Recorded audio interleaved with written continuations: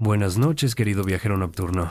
Bienvenido una vez más a Somnialis, tu refugio en las horas tranquilas, ese espacio donde la historia susurra sus secretos más antiguos mientras el mundo duerme. Aquí, en la quietud de la noche, nos convertimos en testigos silenciosos del pasado, explorando los rincones olvidados de la experiencia humana con la reverencia que merecen. Antes de comenzar nuestro viaje esta noche, nos gustaría saber desde qué rincón del mundo nos acompañas en este momento. Quizás desde las tierras altas de México, donde las montañas guardan secretos ancestrales, tal vez desde las costas de España, donde el Mediterráneo susurra historias milenarias. ¿O acaso nos escuchas desde Argentina, Chile, Colombia o cualquier otro punto de nuestro vasto y diverso planeta? Cuéntanos en los comentarios desde dónde compartes esta noche con nosotros. Cada ubicación añade una perspectiva única a nuestra comunidad nocturna de exploradores del tiempo. Esta noche, querido oyente, te invito a emprender uno de los viajes más inquietantes y fascinantes que jamás hayamos realizado juntos. Vamos a adentrarnos en los pasillos húmedos y oscuros de la enfermedad humana, en los momentos más vulnerables de nuestros ancestros, cuando la línea entre la vida y la muerte era tan delgada como el filo de una navaja oxidada. Vamos a explorar la medicina de los muertos, ese territorio liminal donde la curación se entrelazaba con la oración, donde la cirugía se mezclaba con el sortilegio y donde sobrevivir a una simple infección era un acto de extraordinaria fortuna. Imagina por un momento el mundo antiguo, no el mundo idealizado de las películas o las ilustraciones románticas, sino el mundo real, brutal y sin concesiones. Un mundo donde un simple corte al cocinar podía convertirse en una sentencia de muerte, donde el parto mataba a 1 de cada 10 mujeres, donde enfermedades que hoy curamos con una simple pastilla diezmaban poblaciones enteras, donde el dolor era una constante compañera de vida y la esperanza de llegar a los 40 años era un privilegio reservado para los afortunados. Pero aquí está lo extraordinario, lo verdaderamente asombroso que nos reúne esta noche. Nuestros ancestros no se rindieron ante este panorama aterrador. Con una mezcla de observación meticulosa, intuición brillante, fe profunda y, sí, también con una buena dosis de desesperación creativa, desarrollaron sistemas médicos complejos. Estudiaron el cuerpo humano con las herramientas limitadas que tenían. Experimentaron con plantas, minerales y sustancias animales. Realizaron cirugías que nos hacen estremecer incluso con nuestros estándares modernos. Y, sobre todo, crearon narrativas de significado alrededor del sufrimiento, formas de entender la enfermedad que les permitían mantener la esperanza incluso en las circunstancias más desesperadas. Esta historia que compartiremos esta noche se basa en un riguroso análisis de documentos históricos, crónicas medievales, papiros egipcios, tablillas cuneiformes mesopotámicas y evidencias arqueológicas que nos hablan desde las tumbas y los templos antiguos. Cada dato, cada procedimiento médico, cada remedio que mencionaremos esta noche está documentado en las fuentes históricas, porque en Somnialis no inventamos el pasado. Lo desenterramos con cuidado y lo presentamos tal como fue, en toda su complejidad y contradicción. Ahora, cierra los ojos si te es posible, o permite que tu mirada se suavice mientras te transporto a una escena específica. Es una noche fría del año 673 después de Cristo, en un monasterio benedictino del norte de Italia. La única luz proviene de una lámpara de aceite que proyecta sombras danzantes sobre las paredes de piedra húmeda. Un monje llamado Hermano Benedictus, cuyo rostro lleva las marcas de la viruela que sobrevivió en su juventud, se inclina sobre una mesa de madera donde yace un joven novicio de apenas 16 años. El muchacho tiembla violentamente bajo una manta de lana gruesa. Su frente arde con fiebre. Hace 3 días se cortó el pie mientras trabajaba en el campo, una herida aparentemente insignificante, pero ahora el corte supura un líquido amarillento y maloliente. La piel alrededor de la herida se ha tornado de un rojo oscuro y brillante, y las líneas de infección suben por su pierna como ríos venenosos trazados en un mapa de carne. Hermano Benedictus sabe que el tiempo se agota. Ha visto esta progresión antes, demasiadas veces. Sabe que si no actúa con decisión esta misma noche, el joven estará muerto antes del amanecer.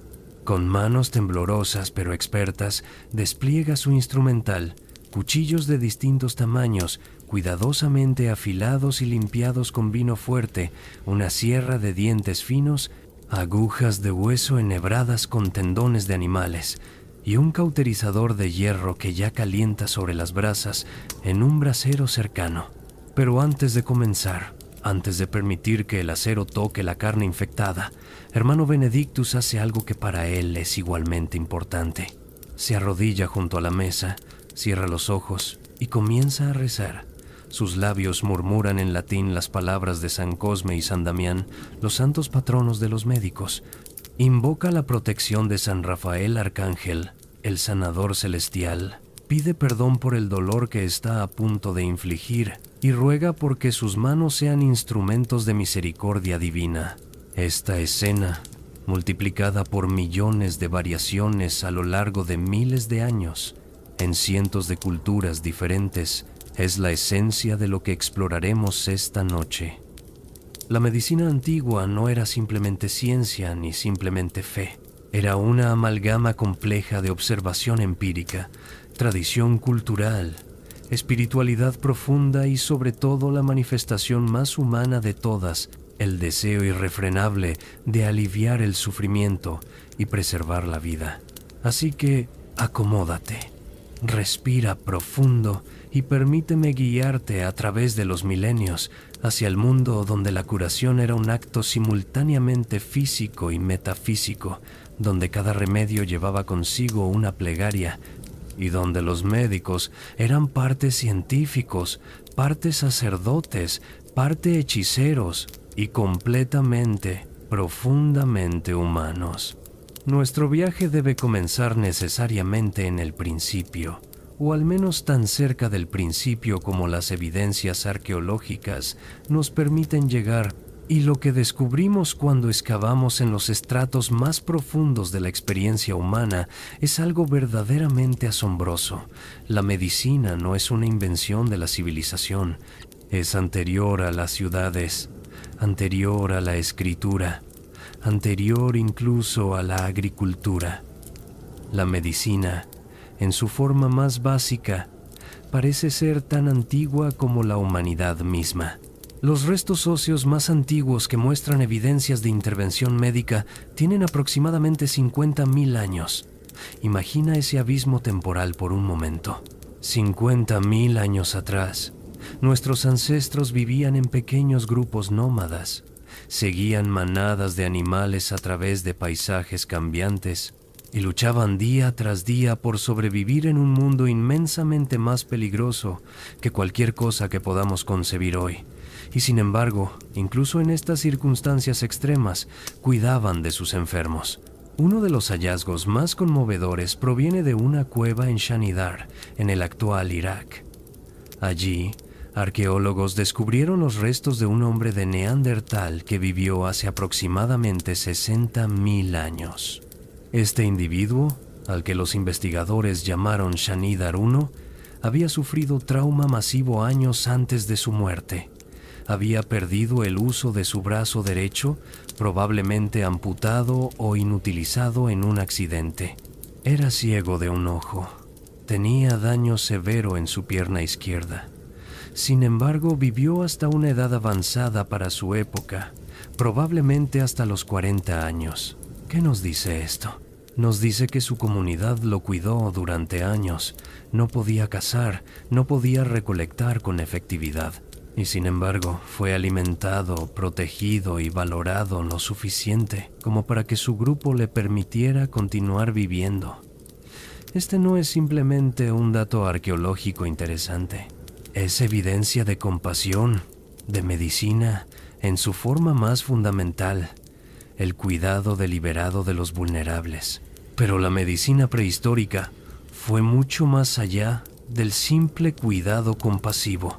Las evidencias arqueológicas nos muestran que nuestros ancestros desarrollaron conocimientos sorprendentemente sofisticados sobre plantas medicinales.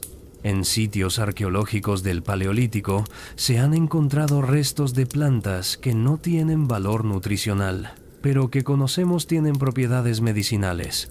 Corteza de sauce, que contiene el precursor químico de la aspirina moderna. Valeriana, utilizada como sedante, y docenas de otras plantas curativas. ¿Cómo adquirieron este conocimiento? La respuesta es probablemente una combinación de observación cuidadosa y experimentación, a menudo costosa. Observaron qué comían los animales cuando estaban enfermos. Probaron plantas diferentes en sí mismos, aprendiendo mediante un proceso brutal de ensayo y error qué funcionaba y qué mataba. Este conocimiento, una vez adquirido, se convirtió en el tesoro más preciado de la comunidad, transmitido oralmente de generación en generación con un cuidado reverencial. Y luego está la evidencia más dramática de todas, la trepanación. La trepanación es el procedimiento quirúrgico de perforar o cortar un agujero en el cráneo humano. Y tenemos evidencia de que se realizaba hace por lo menos 10.000 años, posiblemente mucho antes. En sitios arqueológicos de todos los continentes habitados, desde Europa hasta Sudamérica, desde África hasta Asia, hemos encontrado cráneos con agujeros cuidadosamente tallados.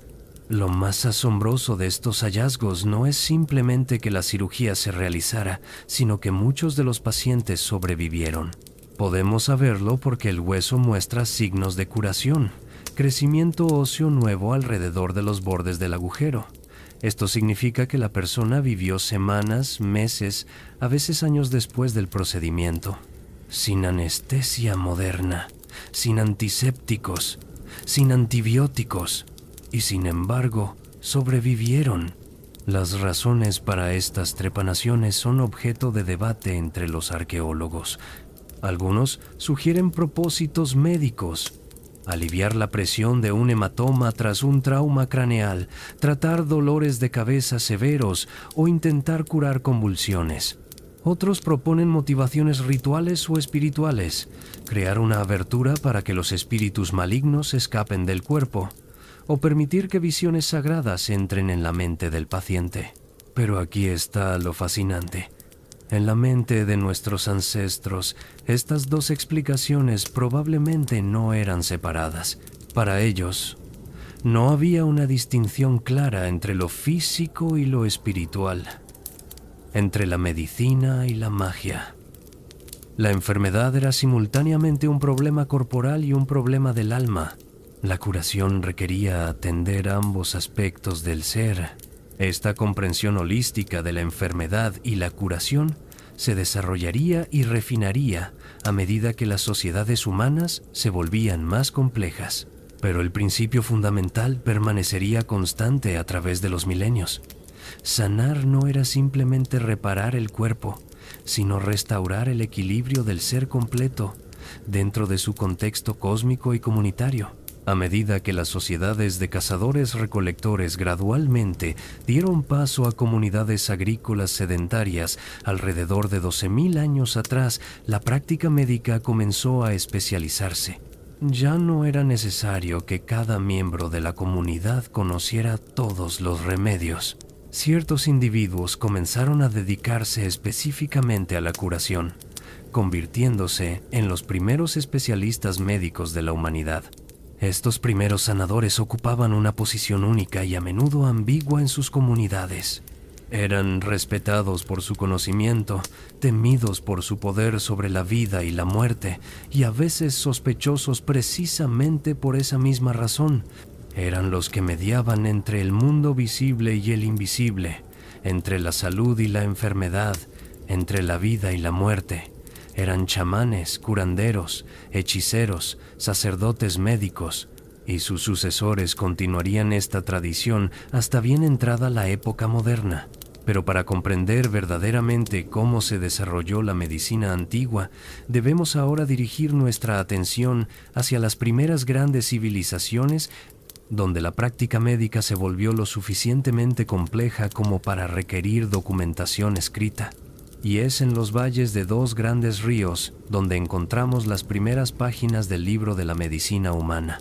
Viajemos ahora, querido oyente, a las llanuras aluviales del Tigris y el Éufrates, a esa tierra que los griegos llamarían Mesopotamia, entre dos ríos. Estamos en el año 3000 a.C. aproximadamente. Las primeras ciudades-estados sumerias están floreciendo.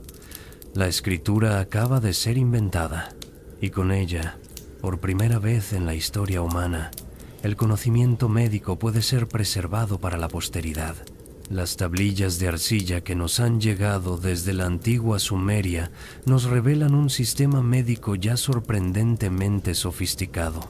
Los sanadores mesopotámicos, conocidos como Asú, cuando actuaban principalmente como médicos empíricos, o Ashipu, cuando su práctica se inclinaba más hacia lo ritual y exorcístico, tenían un profundo conocimiento de anatomía humana, farmacología herbal y procedimientos quirúrgicos. Una de las tablillas médicas más fascinantes que conservamos data aproximadamente del año 1700 a.C., parte de lo que los estudiosos llaman la colección de textos médicos mesopotámicos. En esta tablilla, escrita en escritura cuneiforme, un sanador describe 15 prescripciones diferentes para diversas dolencias. Lo extraordinario es que estas prescripciones son completamente seculares. No hay invocaciones a los dioses, no hay encantamientos mágicos. Son simplemente instrucciones farmacológicas directas. Muele semillas de mirto, moléalas con corteza de timo y hojas de pera, mézclalas con cerveza y haz que el paciente beba. Sin embargo, sería un error pensar que la medicina mesopotámica había abandonado completamente el componente espiritual. De hecho, la mayoría de los sanadores mesopotámicos creían firmemente que la enfermedad tenía causas sobrenaturales. El castigo de los dioses por pecados cometidos, la influencia de demonios malignos o la maldición de un enemigo. El tratamiento, por lo tanto, requería un enfoque dual, remedios físicos para aliviar los síntomas y rituales espirituales para abordar la causa raíz.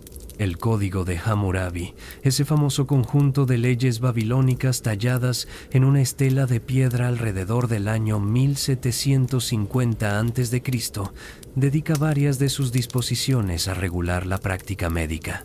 Y estas leyes nos revelan algo fascinante. La cirugía se practicaba con suficiente regularidad como para requerir regulación legal, pero también era lo suficientemente peligrosa como para que los cirujanos enfrentaran severas consecuencias por el fracaso.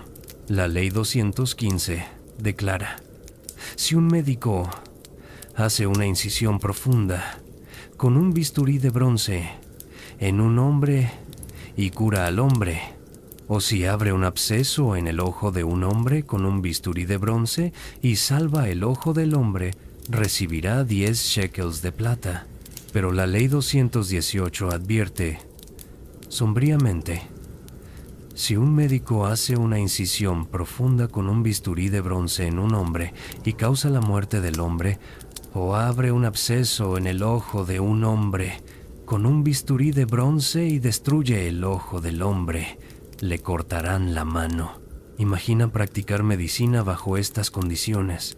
Cada incisión quirúrgica era literalmente una apuesta de vida o muerte, no solo para el paciente, sino también para el médico.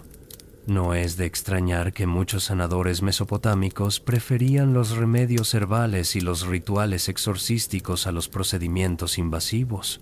Ahora, dejemos las llanuras mesopotámicas y viajemos hacia el oeste y el sur, siguiendo el curso del sol hacia el valle del Nilo, hacia Egipto, esa tierra que los griegos antiguos consideraban el origen de toda sabiduría médica.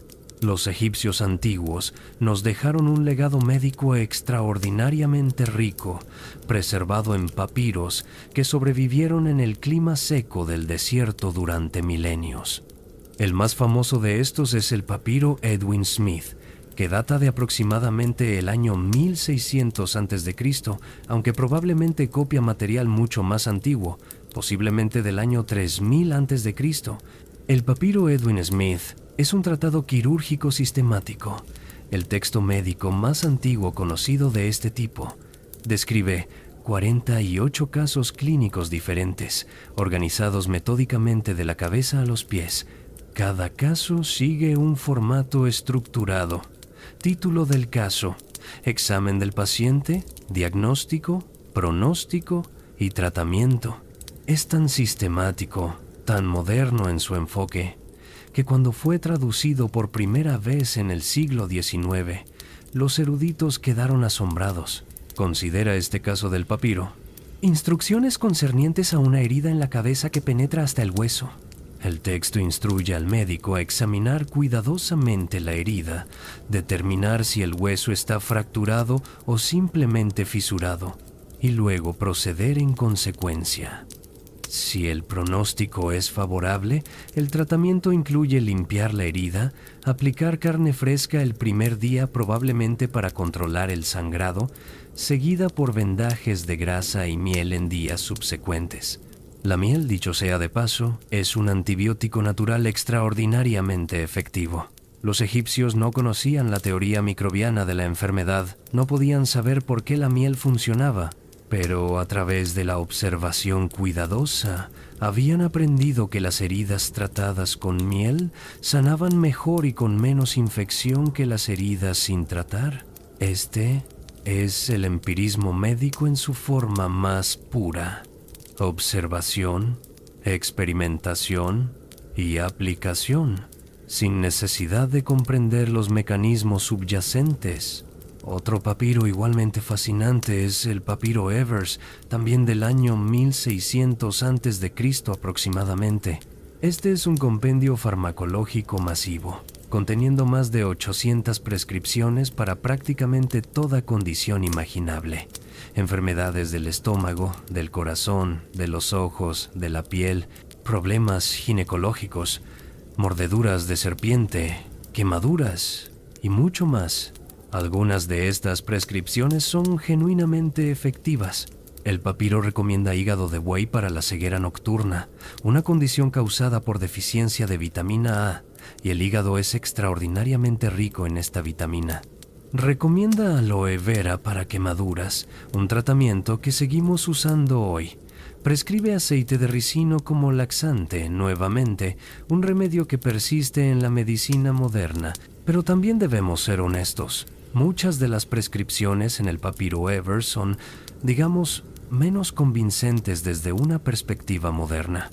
Excremento de cocodrilo mezclado con miel para prevenir el embarazo. Cerebro de tortuga mezclado con especias para tratar cataratas. Sangre de lagarto para mejorar la visión. Estas prescripciones nos parecen bizarras, repulsivas incluso, pero reflejan el estado del conocimiento de la época y la desesperación genuina de personas que sufrían y buscaban alivio por cualquier medio disponible. Los médicos egipcios gozaban de gran prestigio. Muchos se especializaban. Había médicos de ojos, médicos de vientre, médicos de dientes, médicos de males internos. La medicina era una profesión respetable, a menudo hereditaria, transmitida de padre a hijo en casas de vida asociadas con templos. Y aquí llegamos a un punto crucial. A pesar de su sofisticación empírica, la medicina egipcia nunca abandonó completamente su dimensión mágico-religiosa.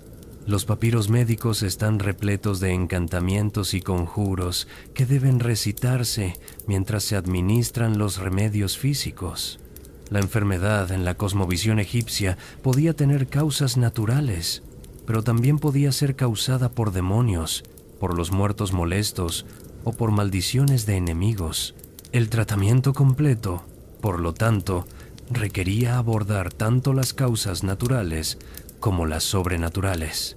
Un médico egipcio típico podría examinar a un paciente con dolor de cabeza, diagnosticar la condición basándose en síntomas observables, prescribir un ungüento herbal para aplicar en la frente y simultáneamente recitar un conjuro para expulsar al demonio que estaba causando el dolor.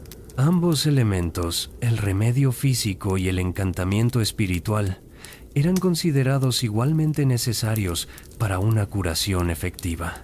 Esta fusión de lo empírico y lo espiritual, de la observación cuidadosa y la fe profunda, caracterizaría la medicina no solo en Egipto y Mesopotamia, sino en prácticamente todas las culturas antiguas. Era una medicina que trataba al ser humano completo, cuerpo, mente, espíritu, y su relación con el cosmos y la comunidad. Y aunque nuestros métodos han cambiado dramáticamente, quizás hay algo en esa visión holística que hemos perdido en nuestro enfoque moderno, hiperespecializado y a menudo deshumanizante de la atención médica. Alejémonos ahora de las tierras del cercano oriente y emprendamos un viaje hacia el este, hacia las vastas extensiones de Asia, donde surgieron sistemas médicos de una complejidad y sofisticación extraordinarias, sistemas que aún hoy continúan practicándose y evolucionando. En China, durante la dinastía Shang, alrededor del año 1500 a.C., los sanadores ya empleaban una variedad de técnicas que parecen casi místicas para nuestra mentalidad occidental: acupuntura, moxibustión, herbolaria compleja y diagnóstico mediante la pulsación. Pero subyacente a todas estas prácticas había una filosofía médica coherente y profundamente elaborada: la teoría del Qi, el Yin y el Yang y los 5 elementos. En la cosmovisión médica china, el cuerpo humano era un microcosmos que reflejaba el macrocosmos del universo. La salud no era simplemente la ausencia de enfermedad, sino un estado de equilibrio dinámico entre fuerzas opuestas pero complementarias. El Qi, esa energía vital que fluye a través de meridianos específicos en el cuerpo, debía mantenerse en equilibrio. El Yin, lo frío, oscuro, femenino, pasivo, debía estar en armonía con el Yang, lo caliente, brillante, masculino, activo. Los 5 elementos, madera, fuego, tierra, metal y agua, correspondían a órganos específicos y debían mantener sus relaciones apropiadas. La enfermedad en este sistema era fundamentalmente un desequilibrio, y el tratamiento consistía en restaurar el equilibrio mediante diversas intervenciones: agujas de acupuntura para redirigir el flujo de Qi, hierbas para fortalecer elementos deficientes o debilitar elementos excesivos, dieta para ajustar la temperatura corporal y la humedad, y ejercicios como el Qigong para cultivar y dirigir conscientemente la energía vital. El texto médico chino más influyente es el Huangdi Neijing, o el Clásico Interno del Emperador Amarillo, compilado probablemente durante la dinastía Han, entre los años 200 a.C. y 200 después de Cristo, aunque incorpora tradiciones mucho más antiguas. Este texto monumental establece los fundamentos teóricos de la medicina china tradicional y sigue siendo estudiado por practicantes hoy en día. Lo notable de la medicina china antigua no era simplemente su complejidad filosófica, sino su efectividad práctica. Los médicos chinos desarrollaron una farmacopea extraordinariamente sofisticada. El Shenong Bencao Jing, el clásico de materia médica del granjero divino, compilado alrededor del año 100 después de Cristo, cataloga 365 sustancias medicinales derivadas de plantas, animales y minerales. Muchas de estas sustancias han demostrado en estudios modernos poseer genuinas propiedades farmacológicas. Ahora viajemos hacia el sur de China, cruzando el Himalaya hacia el subcontinente indio, donde se desarrolló otro de los sistemas médicos más antiguos y sofisticados del mundo, el Ayurveda. El término Ayurveda proviene del sánscrito ayus, que significa vida, y Veda, que significa conocimiento. Es literalmente la ciencia de la vida. Al igual que la medicina china, el Ayurveda se basa en una comprensión holística del ser humano como una entidad integrada de cuerpo, mente y espíritu, existiendo en relación armoniosa o desarmoniosa con su entorno. El concepto central del Ayurveda es la teoría de los tres doshas, Vata, Pitta y Kapha. Estos son tres principios fundamentales o energías que gobiernan las funciones fisiológicas y psicológicas del cuerpo. Vata, asociado con el aire y el éter, gobierna el movimiento. Pitta, asociado con el fuego y el agua, gobierna el metabolismo y la transformación. Kapha, asociado con el agua y la tierra, gobierna la estructura y la lubricación. Cada individuo, según el Ayurveda, nace con una constitución única, una combinación específica de estos tres doshas. La salud es el estado en el que los doshas están en su proporción natural para ese individuo. La enfermedad surge cuando los doshas se desequilibran debido a factores como dieta inapropiada, estilo de vida inadecuado, cambios estacionales, estrés emocional o toxinas ambientales. Los grandes textos fundacionales del Ayurveda, el Charaka Samhita y el Sushruta Samhita, ambos compilados probablemente en los primeros siglos después de Cristo, pero basados en tradiciones orales mucho más antiguas, son obras de asombrosa amplitud. Cubren no solo el tratamiento de enfermedades, sino también la prevención, la promoción de la salud, la ética médica, la anatomía, la fisiología, la farmacología, la cirugía, la obstetricia, la pediatría, la psiquiatría, prácticamente todos los aspectos de la medicina. El Sushruta Samhita es particularmente notable por sus descripciones detalladas de procedimientos quirúrgicos.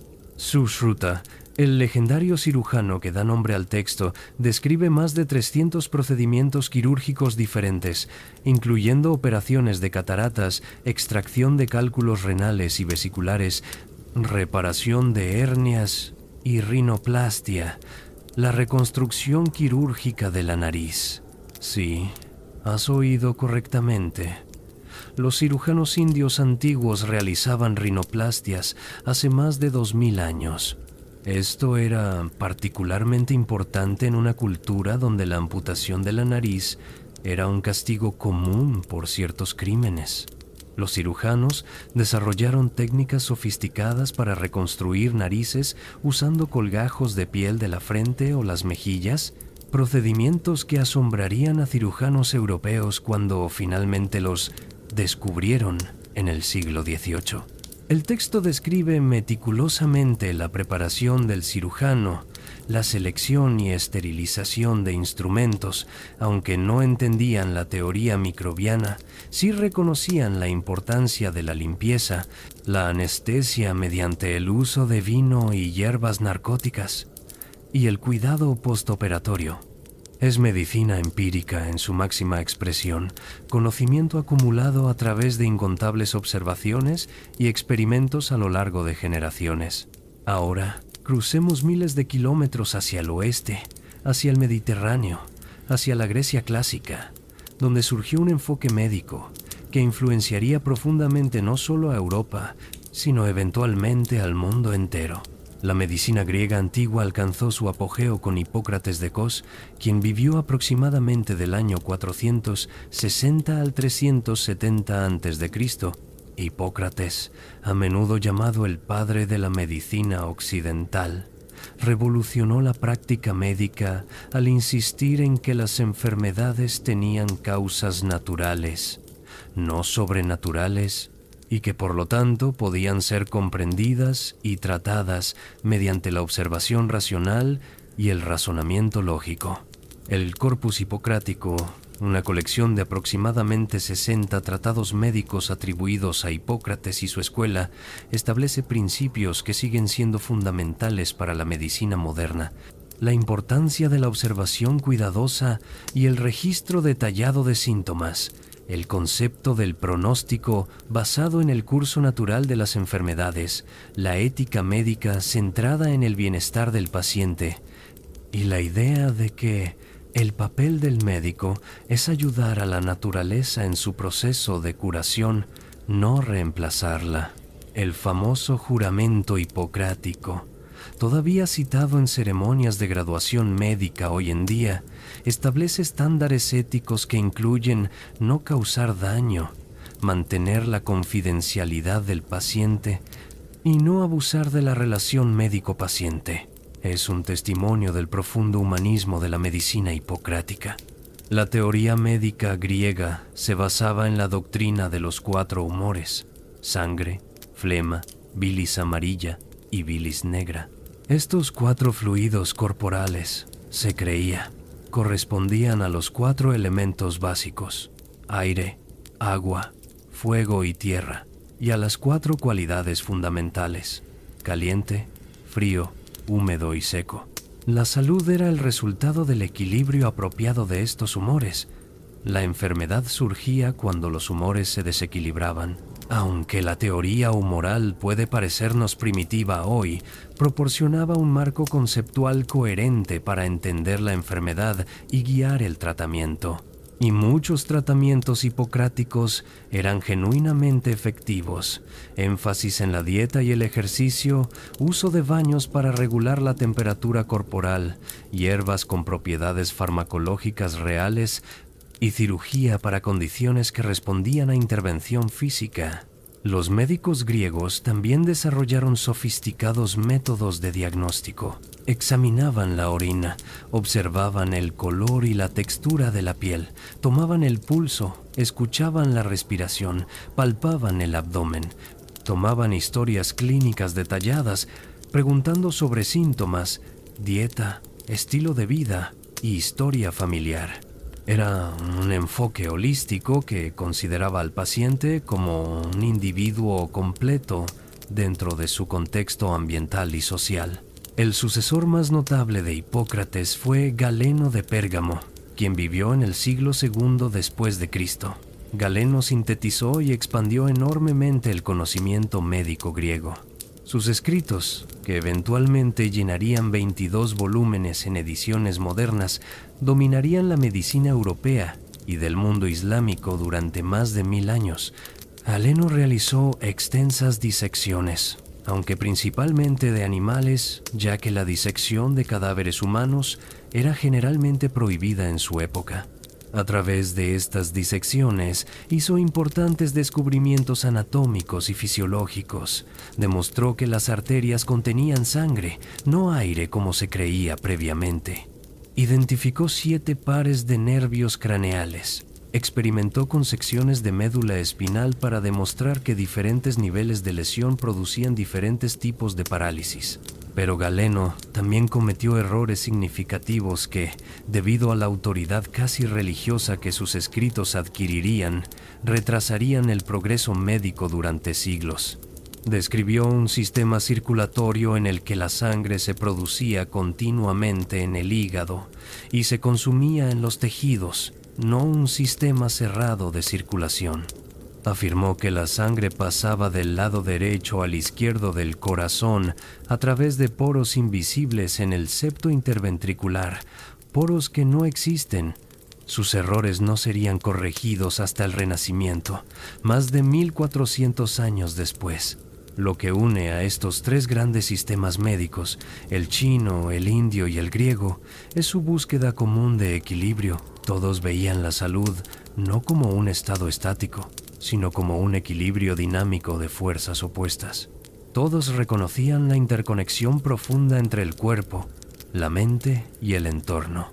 Y todos, a pesar de sus diferencias filosóficas, lograron acumular conocimientos prácticos genuinos que aliviaban el sufrimiento y a veces salvaban vidas.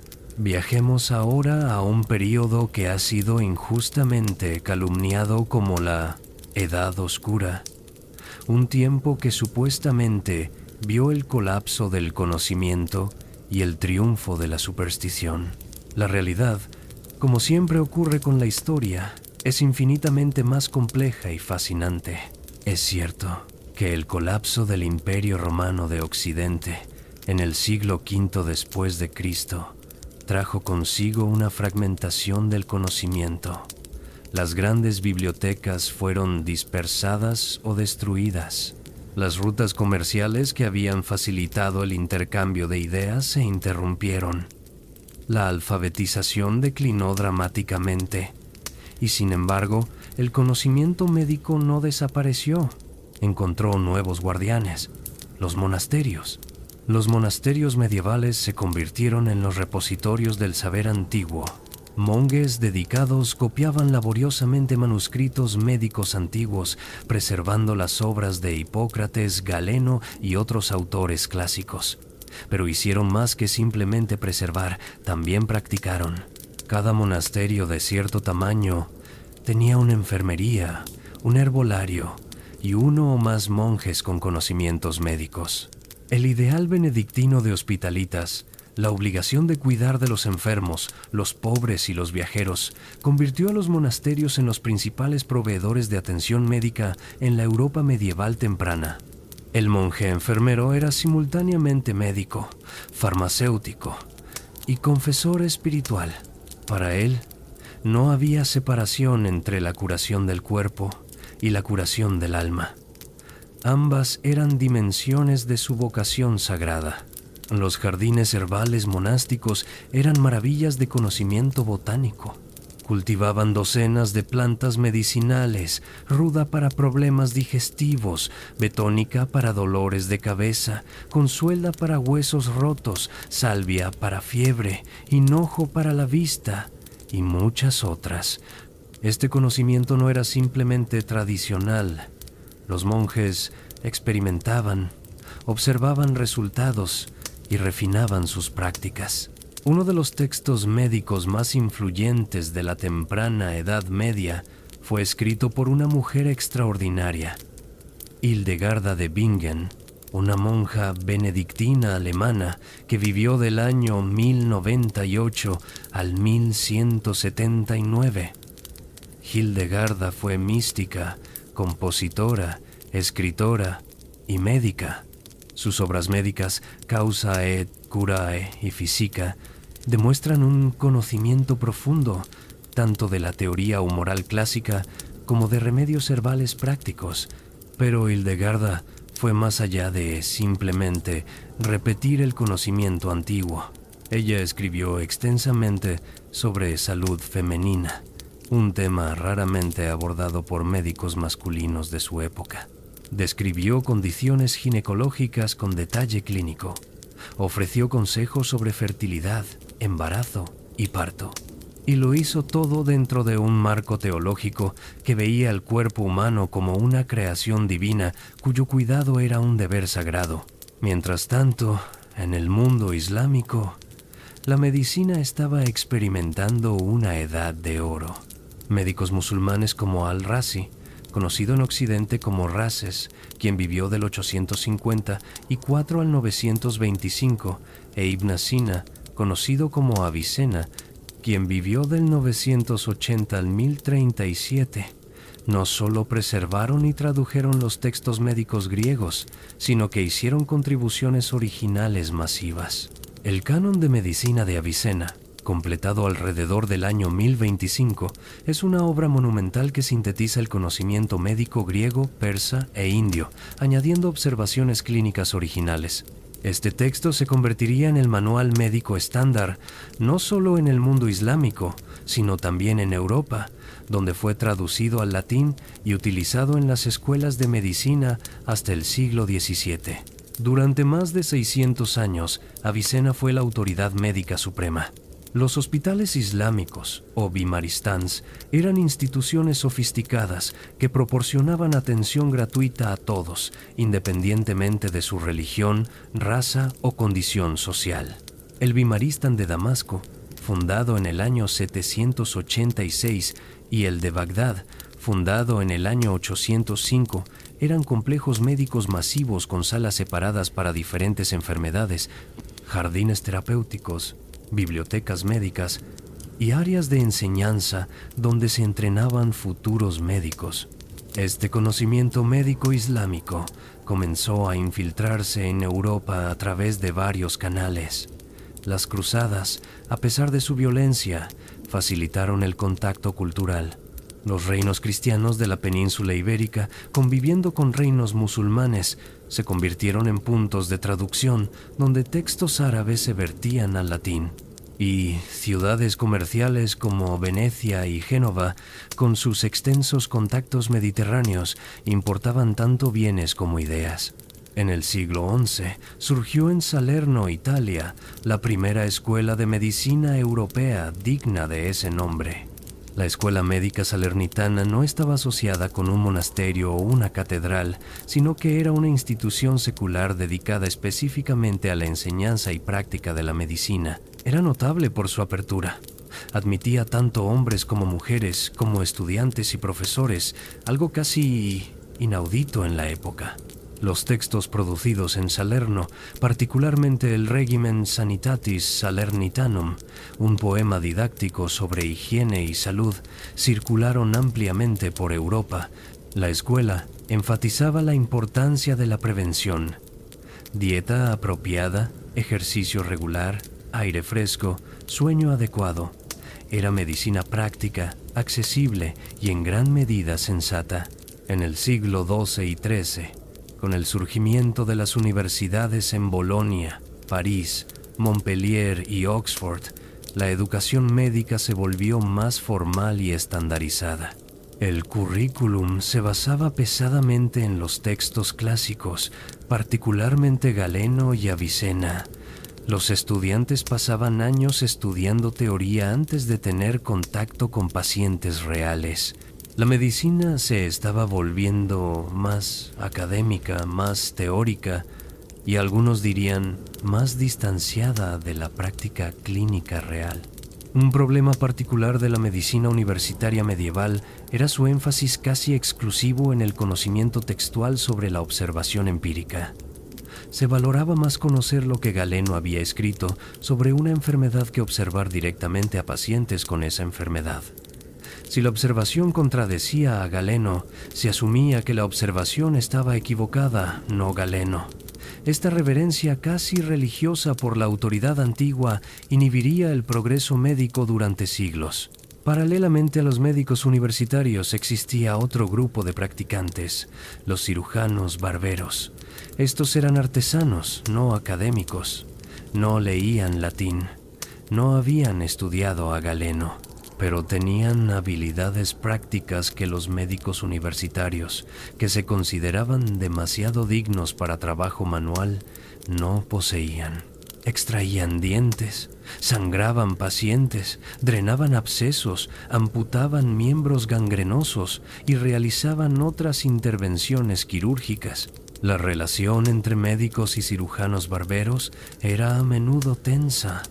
Los médicos los consideraban inferiores, meros técnicos.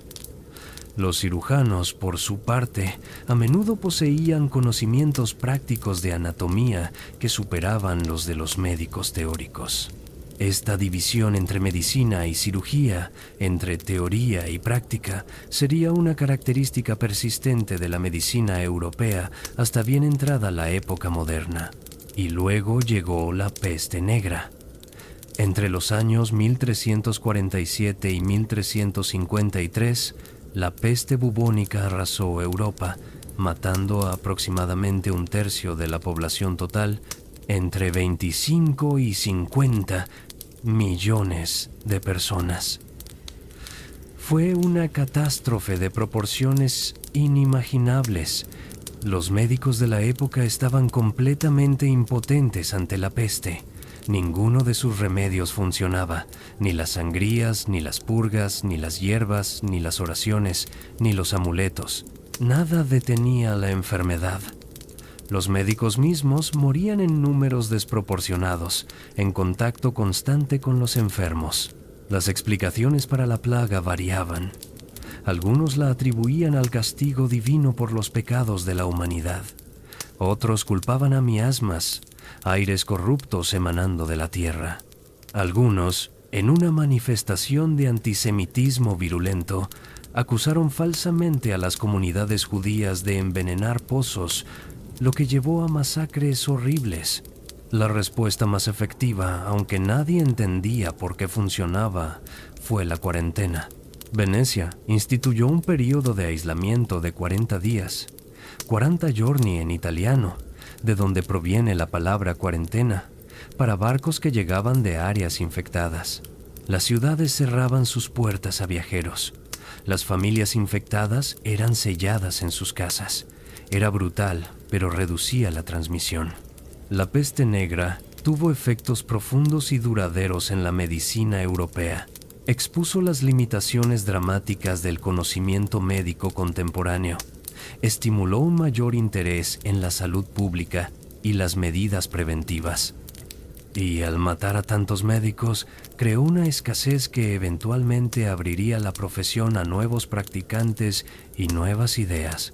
En los siglos XIV y XV, comenzamos a ver los primeros signos de lo que se convertiría en la revolución científica.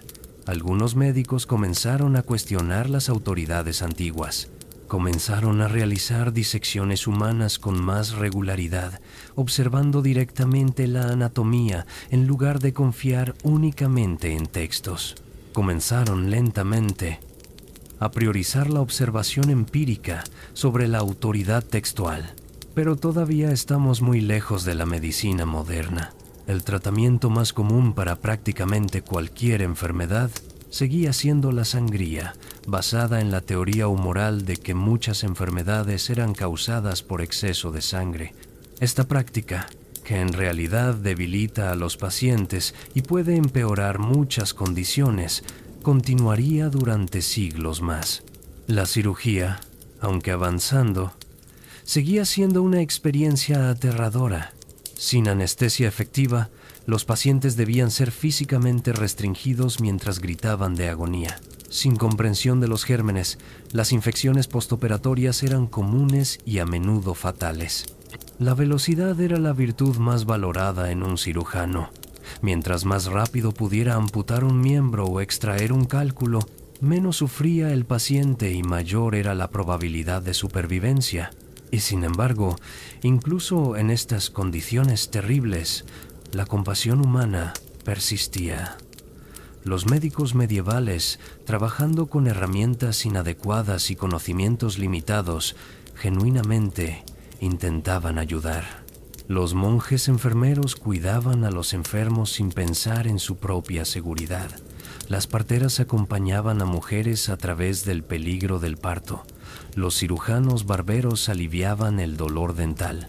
La medicina medieval era limitada, frecuentemente inefectiva, a veces activamente dañina, pero era profundamente humana.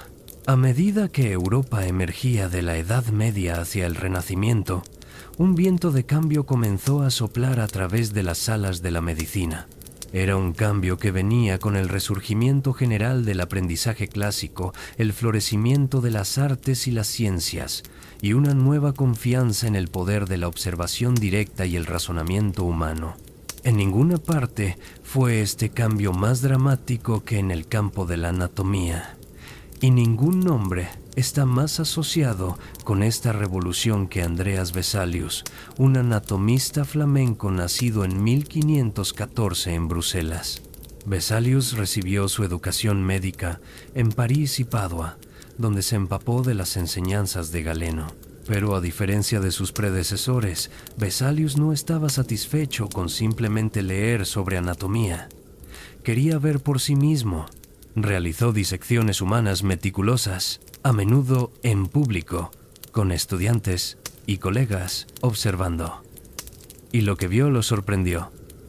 Galeno estaba equivocado en muchas cosas. Galeno, recordemos, había basado gran parte de su anatomía en disecciones de animales, particularmente monos y cerdos, extrapolando al cuerpo humano. Esto había llevado a numerosos errores. Vesalius, disecando cadáveres humanos reales, podía ver estas discrepancias directamente. En 1543, cuando tenía solo 28 años, Vesalius publicó su obra maestra, De Humani Corporis Fabrica, sobre la estructura del cuerpo humano. Este era más que un libro de texto de anatomía, Era una obra de arte, con ilustraciones magníficas y detalladas realizadas en los talleres de Tiziano en Venecia. Los grabados en madera mostraban no solo órganos aislados, sino cuerpos completos en poses dinámicas, como si los muertos hubieran resucitado temporalmente para revelar sus secretos internos. Pero más importante que su belleza estética era su precisión científica. Vesalius describió estructuras que Galeno había pasado por alto, corrigió errores que habían persistido durante 1400 años y, de manera crucial, estableció el principio de que la autoridad de los antiguos debía ceder ante la evidencia de la observación directa. No todos estaban contentos con esto. Muchos médicos establecidos, cuyas carreras enteras se habían construido sobre las enseñanzas de Galeno, atacaron ferozmente a Vesalius. Su antiguo profesor, Jacobus Silvius, lo llamó Vesanus, el loco, en lugar de Vesalius. Pero el genio estaba fuera de la botella. La revolución anatómica no podía detenerse. Siguieron otros anatomistas, cada uno construyendo sobre el trabajo de Vesalius. Gabriele Fallopio, estudiante de Vesalius, describió las trompas de Falopio del sistema reproductivo femenino. Bartolomeo Eustaquio describió los tubos de Eustaquio que conectan el oído medio con la faringe. La anatomía estaba siendo mapeada con una precisión sin precedentes. El avance más revolucionario en la comprensión de la fisiología vino de William Harvey, un médico inglés nacido en 1578. Harvey estudió en Padua, donde el espíritu de investigación empírica iniciado por Vesalius aún florecía. Su pregunta central era simple pero profunda. ¿Cómo funciona el sistema circulatorio? Durante años, Harvey realizó experimentos meticulosos. Calculó la cantidad de sangre que el corazón bombeaba con cada latido. Se dio cuenta de que en una hora el corazón bombeaba más sangre que el peso corporal total de una persona. Esto hacía imposible la teoría galénica de que la sangre se producía continuamente en el hígado y se consumía en los tejidos.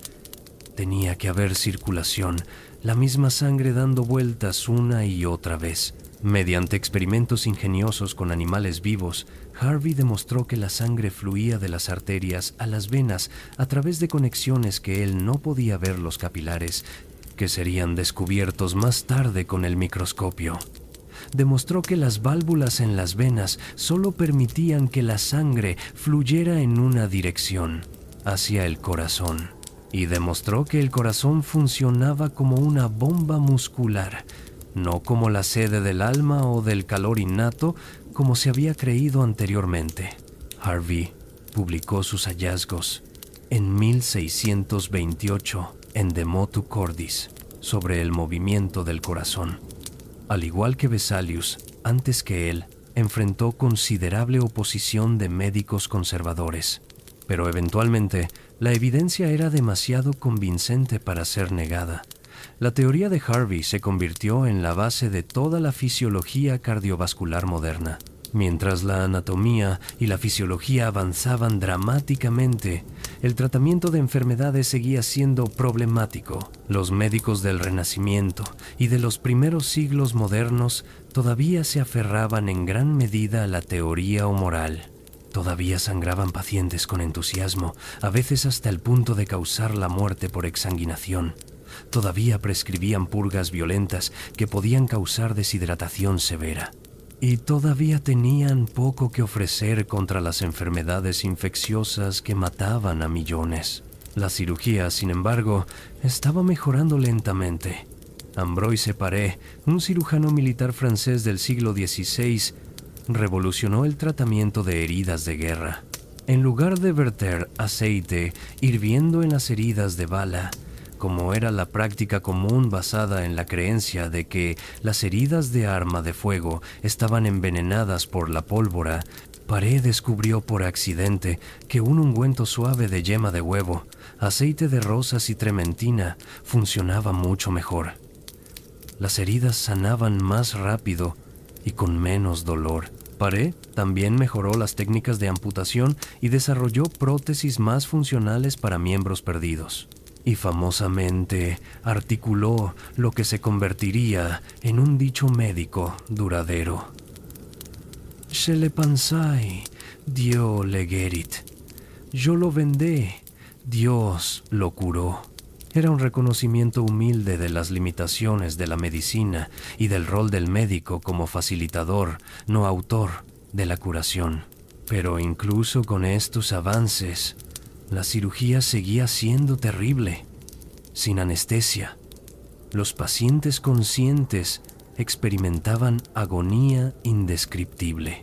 Los cirujanos debían trabajar con velocidad brutal mientras los pacientes gritaban y se retorcían. Se valoraban cirujanos que podían amputar una pierna en 2 minutos o menos. La velocidad significaba menos dolor para el paciente y menos probabilidad de muerte por shock. Y después de la cirugía, asumiendo que el paciente sobreviviera al procedimiento mismo, venía el riesgo mayor, la infección. Los cirujanos de los siglos XVI, XVII y XVIII no tenían concepto de gérmenes o antisepsia. Usaban los mismos instrumentos en múltiples pacientes sin esterilización. Usaban la misma esponja para limpiar múltiples heridas. Trabajaban en abrigos manchados de sangre que usaban como insignias de honor de su experiencia. Los hospitales eran caldos de cultivo de infección. Las tasas de mortalidad postoperatoria eran aterradoras, a menudo superando el 50%. Las epidemias continuaban azotando. La peste regresaba periódicamente. La viruela mataba a millones y desfiguraba a millones más. La tuberculosis, llamada la muerte blanca, consumía lentamente a sus víctimas. La sífilis, que apareció en Europa a finales del siglo XV, creaba estragos particularmente horribles. Y los médicos eran en gran medida impotentes ante todas estas enfermedades. Sin embargo, hubo un avance genuino en la prevención de al menos una de estas enfermedades, la viruela. Durante siglos se había observado en Asia y África que las personas que sobrevivían a la viruela nunca la contraían de nuevo.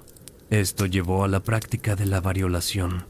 Deliberadamente infectar a personas sanas con una forma leve de viruela, con la esperanza de que desarrollaran inmunidad sin sufrir la enfermedad completa. Lady Mary Worley Montagu, esposa del embajador británico en el Imperio Otomano, observó esta práctica en Constantinopla en 1717. Ella misma había sido desfigurada por la viruela y había perdido a su hermano por la enfermedad. Convencida de la eficacia de la variolación, hizo que se realizara en su propio hijo y posteriormente promovió la práctica en Inglaterra. La variolación no era sin riesgos. Aproximadamente el 2 o 3% de las personas varioladas morían de la infección, pero esto era mucho mejor que la tasa de mortalidad del 30% de la viruela natural. Aún así, la práctica seguía siendo controvertida y no ampliamente adoptada. El avance decisivo vino de Edward Jenner, un médico rural inglés. Jenner había observado que las lecheras que contraían viruela bovina, una enfermedad leve, parecían estar protegidas contra la viruela humana. En 1796 realizó un experimento que hoy sería considerado éticamente atroz. Inoculó a un niño de 8 años con material de una pústula de viruela bovina y luego, después de que el niño se recuperara, deliberadamente lo expuso a la viruela. El niño no desarrolló la enfermedad. Jenner llamó a su técnica vacunación de vaca, la palabra latina para vaca. Publicó sus hallazgos en 1798. La vacunación se extendió gradualmente, aunque enfrentó considerable resistencia de quienes desconfiaban de introducir material de animal en humanos, de quienes tenían intereses financieros en la variolación y de quienes simplemente resistían cualquier innovación médica. Sin embargo, eventualmente la vacunación prevaleció. En 1840, el gobierno británico prohibió la variolación y ofreció vacunación gratuita. Otros países siguieron. La viruela, que había matado a millones, estaba en el camino hacia la eventual erradicación, que se lograría finalmente en 1979, un triunfo extraordinario de la medicina de salud pública. Mientras tanto, otras revoluciones se gestaban. Los microscopios, perfeccionados en el siglo XVII, estaban revelando un mundo invisible de estructuras minúsculas. Antony van Leeuwenhoek, un comerciante de telas holandés con una pasión por pulir lentes, construyó microscopios capaces de aumentos sin precedentes. En 1674, observó lo que él llamó animálculos en agua de estanque, las primeras observaciones de microorganismos. No podía saber entonces que estos organismos invisibles eran los agentes causantes de innumerables enfermedades, un descubrimiento que tendría que esperar otros 2 siglos. Ahora nos acercamos al umbral de la medicina moderna, un período de transformaciones tan profundas que cambiarían fundamentalmente lo que era posible en la curación humana. El siglo XIX fue testigo de avances que los médicos de épocas anteriores habrían considerado literalmente milagrosos, y todo comenzó con la conquista del dolor. Imagina por un momento que vives en 1840 y necesitas cirugía.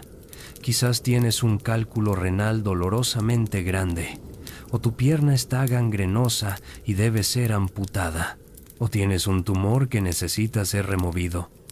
El procedimiento se realizaría mientras estás completamente consciente, totalmente capaz de sentir cada corte, cada desgarro, cada movimiento del bisturí. Tus gritos llenarían la sala de operaciones. Fuertes ayudantes te mantendrían inmóvil mientras luchas involuntariamente. El cirujano trabajaría con velocidad frenética, tratando de terminar antes de que mueras por el shock del dolor. Esta era la terrible realidad de la cirugía preanestésica. Todo cambió en 1846. En Boston, un dentista llamado William T.G. Morton demostró públicamente el uso de éter como anestésico general. El 16 de octubre de ese año, en lo que se conocería como la cúpula del éter en el Hospital General de Massachusetts, Morton anestesió a un paciente mientras el cirujano John Collins Warren removía un tumor del cuello del paciente. El paciente no sintió dolor. Cuando despertó, la habitación estalló en aplausos. Warren pronunció las palabras famosas: «Señores, esto no es una farsa». La noticia de la anestesia con éter se extendió por el mundo con extraordinaria rapidez. En semanas, los médicos en Inglaterra estaban usando éter. En meses se usaba en toda Europa. Pocos avances médicos han sido adoptados tan rápida y universalmente. La razón es obvia. La anestesia transformó la cirugía de una experiencia de tortura a un procedimiento tolerable. Pronto se descubrió el cloroformo como anestésico alternativo, más potente y más rápido en acción que el éter, aunque también más peligroso.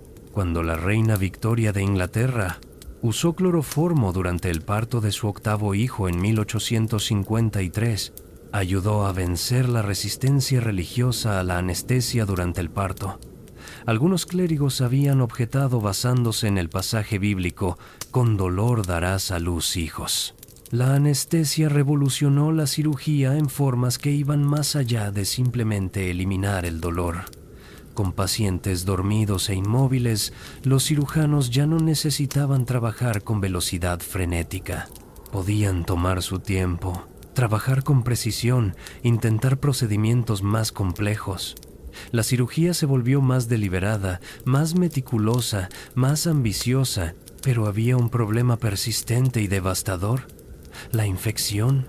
Incluso con anestesia, incluso con las mejores técnicas quirúrgicas, muchos pacientes morían días o semanas después de la cirugía debido a infecciones de heridas.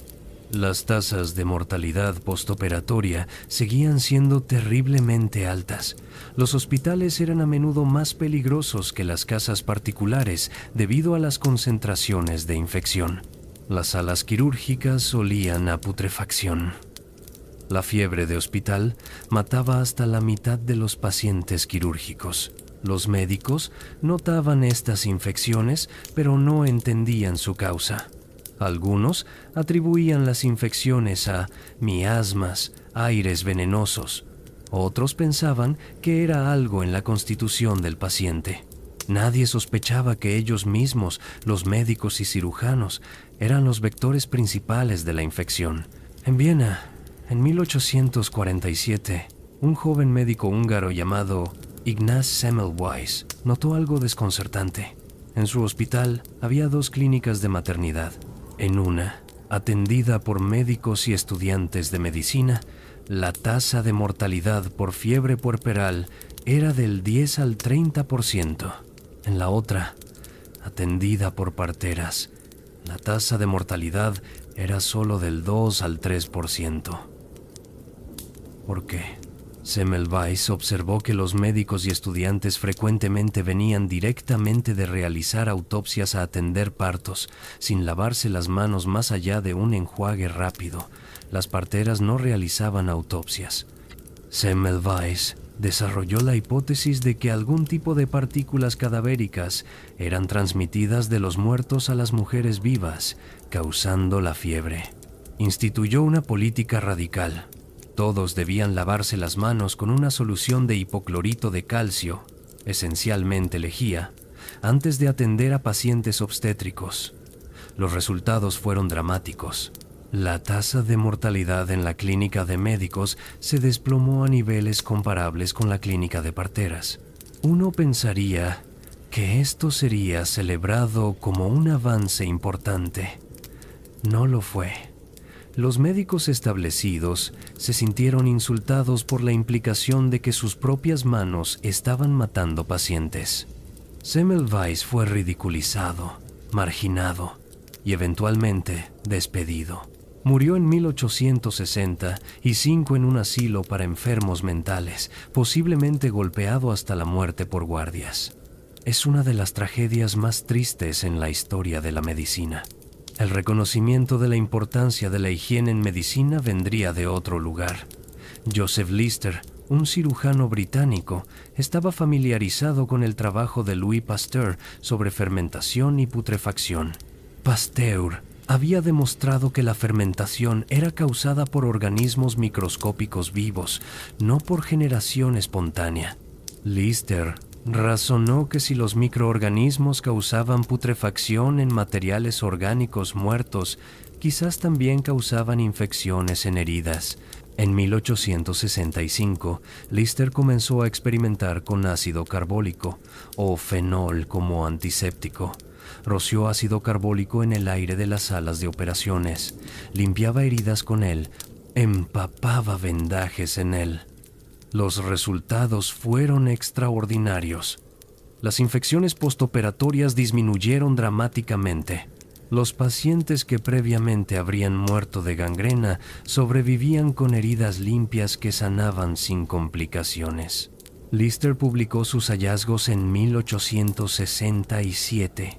A diferencia de Semmelweis, eventualmente logró convencer a la comunidad médica.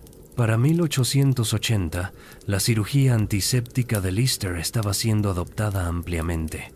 La cirugía se volvería aún más segura con el desarrollo de la técnica aséptica, donde en lugar de matar gérmenes con productos químicos después de que entraran en la herida, se prevenía su entrada en primer lugar mediante esterilización de instrumentos, uso de guantes, batas y máscaras y creación de ambientes quirúrgicos estériles. Mientras tanto, la comprensión de la enfermedad infecciosa estaba experimentando su propia revolución. Louis Pasteur, en Francia, y Robert Koch, en Alemania, establecieron la teoría microbiana de la enfermedad, que microorganismos específicos causan enfermedades específicas. Koch desarrolló postulados rigurosos para establecer causalidad microbiana, Identificó las bacterias responsables de la tuberculosis, el anthrax y el cólera. Cada descubrimiento generaba esperanza de tratamientos, pero identificar la causa de una enfermedad no es lo mismo que poder curarla. Durante décadas, los médicos podían diagnosticar infecciones bacterianas con precisión, pero tenían poco que ofrecer en términos de tratamiento efectivo. El primer gran avance en tratamiento antimicrobiano vino a finales del siglo XIX y principios del XX con el desarrollo de sueros y antitoxinas. Emil von Behring desarrolló un suero antidiftérico que reducía dramáticamente la mortalidad de esta enfermedad que mataba a miles de niños anualmente. Recibió el primer premio Nobel de Medicina en 1901 por este trabajo. Pero el verdadero cambio de juego vino en 1928 con un accidente afortunado. Alexander Fleming, un bacteriólogo escocés, había dejado algunas placas de cultivo de estafilococos en su desordenado laboratorio antes de irse de vacaciones. Cuando regresó, notó que una de las placas había sido contaminada con moho, y alrededor del moho, las bacterias habían muerto. El moho era Penicillium notatum. La sustancia que producía y que mataba bacterias se llamaría penicilina. Fleming publicó sus hallazgos en 1929, pero inicialmente hubo poco interés. Era difícil producir penicilina en cantidades útiles. Pasó más de una década antes de que un equipo en Oxford, liderado por Howard Florey y Ernst Boris Chain, lograra purificar y producir penicilina en masa. El momento fue crucial. La Segunda Guerra Mundial estaba en marcha. Las heridas infectadas mataban a tantos soldados como las heridas mismas. La penicilina cambió esto dramáticamente. Soldados que habrían muerto de infecciones sobrevivían. Se llamaba la droga milagrosa. Y con razón, por primera vez en la historia humana, teníamos un arma verdaderamente efectiva contra las infecciones bacterianas. Después de la guerra, se descubrieron o desarrollaron más antibióticos: streptomicina para tuberculosis, tetraciclina, eritromicina y docenas más. Enfermedades que habían matado a millones durante milenios ahora eran curables con un curso de pastillas. Era verdaderamente una edad de oro de la medicina. Pero nuestro triunfo sobre la enfermedad infecciosa crió complacencia y uso excesivo de antibióticos. Y las bacterias, con su extraordinaria capacidad de evolución, comenzaron a desarrollar resistencia. Hoy enfrentamos la amenaza real de bacterias resistentes a múltiples fármacos, superbacterias, contra las cuales incluso nuestros antibióticos más potentes son inefectivos. La batalla contra la enfermedad infecciosa, nunca terminó realmente. Mientras tanto, otros avances revolucionaban la medicina. Wilhelm Röntgen descubrió los rayos X en 1895, permitiendo por primera vez ver dentro del cuerpo humano sin cortarlo. La electrocardiografía permitió visualizar la actividad eléctrica del corazón. La tomografía computarizada, la resonancia magnética, el ultrasonido. Tecnología tras tecnología nos daban nuevas ventanas al interior del cuerpo. El siglo XX vio el desarrollo de cirugía a corazón abierto, trasplante de órganos, quimioterapia para el cáncer, terapia de reemplazo hormonal, medicamentos psiquiátricos que transformaron el tratamiento de la enfermedad mental y vacunas que erradicaron o controlaron enfermedades que una vez fueron azotes de la humanidad. Y sin embargo, con todos estos triunfos, hemos perdido algo que los sanadores antiguos poseían: una visión holística del paciente como un ser completo. La medicina moderna es extraordinariamente efectiva en tratar enfermedades específicas, pero a menudo falla en ver a la persona completa. Hemos fragmentado el cuerpo en sistemas y especialidades. Hemos separado el cuerpo de la mente, la enfermedad física de la angustia emocional. Los sanadores antiguos, con todas sus limitaciones, veían la curación como un proceso que involucraba el cuerpo, la mente, el espíritu, la comunidad y el cosmos. Quizás Mientras continuamos avanzando tecnológicamente, necesitamos recuperar algo de esa sabiduría antigua.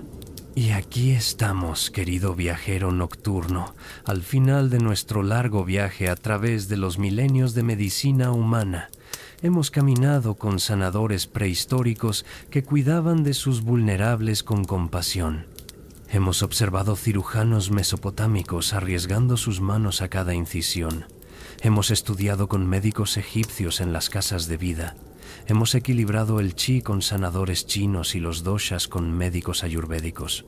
Hemos seguido a Hipócrates buscando causas naturales. Hemos rezado con monjes medievales mientras sanaban cuerpo y alma. Hemos disecado con Vesalius y descubierto la circulación con Harvey. Hemos experimentado la agonía de la cirugía sin anestesia y el triunfo de su descubrimiento. Hemos luchado contra la infección junto a Semmelweis y Lister. Y hemos visto el amanecer de la medicina verdaderamente científica. ¿Qué podemos llevar de este vasto panorama histórico? ¿Qué lecciones emergen de 5.000 años o más de medicina humana? Primero, creo, es la humildad. Durante la mayor parte de la historia humana, la medicina era un ejercicio en gran medida de esperanza y fe. Los médicos hacían lo mejor que podían con conocimientos limitados y herramientas inadecuadas. A menudo fallaban. Y sin embargo persistían, impulsados por una compulsión profundamente humana de aliviar el sufrimiento incluso cuando la efectividad real era mínima. Segundo, es la continuidad de la compasión. A través de todas las épocas, todas las culturas, todas las tradiciones médicas, el impulso fundamental ha sido el mismo: cuidar, aliviar, curar. Ese impulso es anterior a toda teoría, sobrevive a todos los paradigmas cambiantes y persiste incluso cuando el conocimiento técnico es ausente. Tercero, es la importancia de mantener múltiples perspectivas. La medicina antigua era holística casi por necesidad. Los sanadores no podían separar el cuerpo de la mente, la enfermedad física del contexto social y espiritual, porque no tenían las herramientas conceptuales ni tecnológicas para hacer tales separaciones. En nuestra era de hiperespecialización, donde tenemos cardiólogos que se enfocan exclusivamente en el ventrículo izquierdo, quizás hemos perdido algo esencial. Los mejores médicos de hoy, creo, son aquellos que combinan la precisión técnica de la medicina moderna con algo de la sabiduría holística de la medicina antigua. Ven al paciente, no solo la enfermedad. Escuchan historias, no solo síntomas. Entienden que la curación no es solo bioquímica, sino también relacional, contextual y profundamente personal. Cuarto, es el poder de la observación cuidadosa y la experimentación. Una y otra vez en nuestra historia, el progreso ha venido de alguien que realmente mira, que cuestiona las asunciones, que prueba ideas en lugar de simplemente aceptar la autoridad. Vesalius mirando dentro de los cuerpos reales, Harvey calculando el volumen de sangre, Semmelweis conectando lavado de manos con supervivencia, Jenner observando lecheras, Fleming notando moho en una placa. Y finalmente, es la conciencia de cuán reciente es nuestro progreso real. Si comprimimos la historia de la medicina en un solo día, con el amanecer representando los primeros sanadores prehistóricos y la medianoche siendo el presente, entonces la anestesia fue inventada a las 11:58 de la noche. Los antisépticos llegaron en el último minuto. Los antibióticos en los últimos 10 segundos. La mayor parte de lo que consideramos medicina moderna cabría en el último parpadeo antes de medianoche. Esto no es para descartar la importancia de ese último parpadeo. Los avances de los últimos 150 años han sido genuinamente revolucionarios. Han transformado la experiencia humana de la enfermedad y han extendido dramáticamente la vida humana.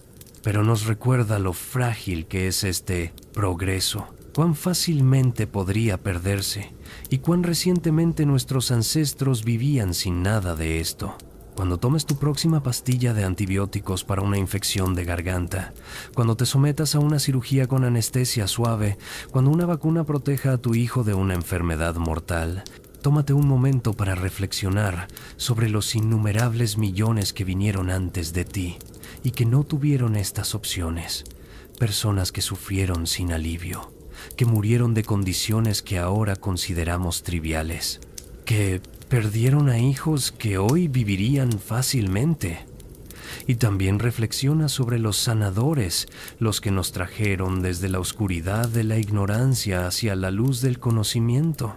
Los curiosos, los compasivos, los valientes, los que cuestionaron, los que experimentaron, los que fracasaron repetidamente pero continuaron intentando. Desde el primer humano que notó que cierta planta aliviaba el dolor hasta los científicos modernos desarrollando terapias genéticas, cada uno contribuyó a esta larga cadena de conocimiento creciente. Esta historia de la medicina es, en su esencia, una historia sobre lo que significa ser humano. Es sobre nuestra vulnerabilidad ante la enfermedad y la muerte. Es sobre nuestro rechazo a aceptar pasivamente el sufrimiento. Es sobre nuestra capacidad de observar, aprender y adaptar. Y es sobre nuestra compasión el uno por el otro, nuestro deseo de aliviar el dolor incluso de extraños. Nos gustaría saber, querido oyente, ¿qué otros temas de la historia te intriga explorar en futuras noches? La historia de las epidemias y cómo las sociedades respondieron. ¿La evolución de la cirugía específicamente? ¿La medicina en otras culturas que apenas tocamos esta noche? ¿O quizás algo completamente diferente? Déjanos saber en los comentarios. Tu curiosidad guía nuestros viajes. Y si has encontrado valor en este viaje nocturno a través de la historia de la medicina, considera suscribirte a Somnialis. Aquí, en las horas tranquilas, continuaremos explorando el pasado humano con profundidad, rigor y reverencia. Cada semana, otro capítulo de nuestra historia compartida, narrado para acompañarte hacia el descanso. Ahora, mientras esta noche llega a su fin y el sueño comienza a reclamarte, te dejo con un pensamiento final. En este mismo momento, en algún lugar del mundo, un médico está junto a la cama de un paciente, combinando ciencia de vanguardia con compasión atemporal. Un cirujano está realizando un procedimiento que habría sido inimaginable hace solo décadas.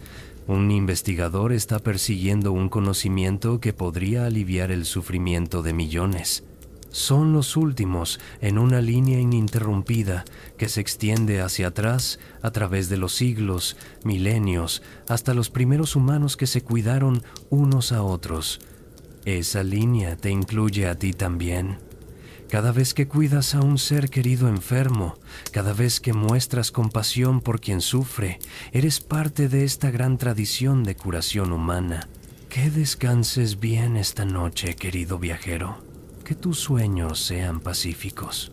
Y que despiertes mañana con salud renovada y aprecio por el extraordinario regalo de la medicina moderna y la sabiduría de aquellos sanadores antiguos que nos trajeron hasta aquí. Desde Somnialis, buenas noches y hasta nuestro próximo viaje juntos a través del tiempo.